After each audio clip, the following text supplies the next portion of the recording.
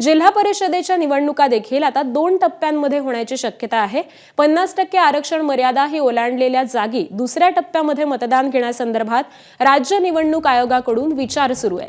17 जिल्हा परिषदांमध्ये आरक्षणाची मर्यादा ही ओलांडली गेली आहे, तर 50%च्या आत आरक्षण असलेल्या 15 जागी पहिल्या टप्प्यांमध्ये मतदान होणार आहे। आरक्षण मर्यादेसंबंधीची सुप्रीम कोर्टामध्ये 21 जानेवारीला सुनावणी पार पडणार आहे, तर सुनावणीमध्ये 1.5 महिन्यांनंतर असल्यानं 2 टप्प्यांमध्ये या निवडणुका घेण्याचा विचार हा सध्या निवडणूक आयोगाकडून करण्यात येतोय।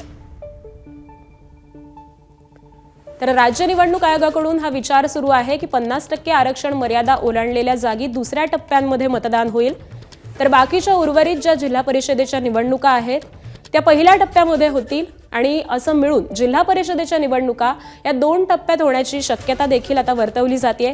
निवडणूक आयोग या सगळ्याच संदर्भामध्ये विचार करत आहे।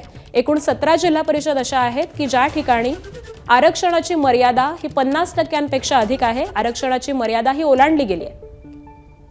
तर 50%च्या आत आरक्षण असलेल्या 15 जागी पहिल्या टप्प्यांमध्ये मतदान होऊ शकतं।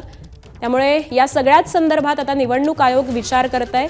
21 जानेवारीला सुप्रीम कोर्टामध्ये या आरक्षण मर्यादेसंबंधीची सुनावणी होणार आहे।